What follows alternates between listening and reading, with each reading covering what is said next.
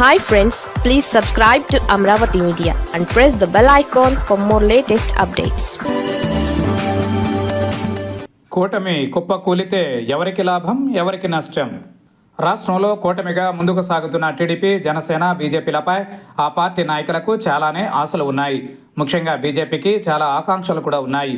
అయితే గత కొన్నాళ్లుగా టీడీపీ, జనసేన, బీజేపీ నాయకుల మధ్య చోటు చేసుకుంటున్న పరిణామాలు వివాదాలకు దారితీసి పెద్దవి అవుతున్నాయి. ఆయా విషయాలలో పార్టీ అధిష్టానాలు కొంత మౌనంగా ఉన్నా ఎక్కడో తేడా కొడుతున్న సంకేతాలు వస్తున్నాయి.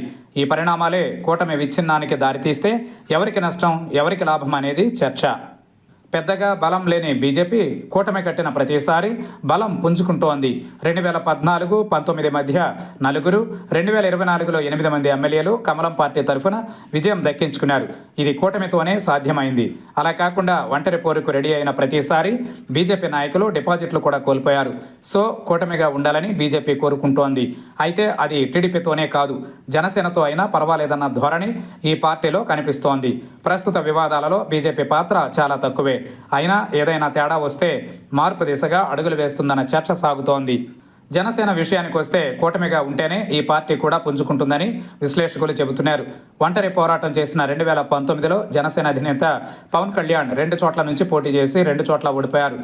అదేవిధంగా 143 మంది అభ్యర్థులను నిలబెట్టి కేవలం ఒకే ఒక్క స్థానంలో విజయం దక్కించుకున్నారు. అయితే అప్పటికీ ఇప్పటికీ కొంతమేరకు పార్టీ పుంజుకున్నా కూటమిగా లేకపోతే కష్టమన్న వాదన ఉంది. కాబట్టి ఈ పార్టీ కూడా కూటమిని కాపాడుకునే ప్రయత్నం చేయాలి. కూటమికి టీడీపీ కూడా భిన్నం కాదు. 2019లో పార్టీ ఘోర పరాజయం పాలైన విషయం మర్చిపోకూడదు. అంతేకాదు కూటమిగా ఉంటేనే ఇతర సామాజిక వర్గాలు కూడా టీడీపీని గెలిపిస్తున్నాయి. గత ఎన్నికలలో 134 స్థానాలలో విజయం దక్కించుకున్నామని, కాబట్టి తమకు కూటమి అవసరం లేదని తమ్ముళ్ళు భావిస్తే అంతకన్నా తెలివి మాలిన వ్యవహారం ఉండదు. కాబట్టి 3 పార్టీలకు కూటమిగా ఉండాల్సిన అవసరం ఉంటుంది. ఎవరూ ఈ విషయంలో తీసేయడానికి లేదు. సో దీనిని గుర్తుపెట్టుకుంటే నాయకుల మధ్య కలివిడి ఉంటుంది, లేకపోతే వారికే నష్టం చేకూరుతుందని అంటున్నారు పరిశీలకులు.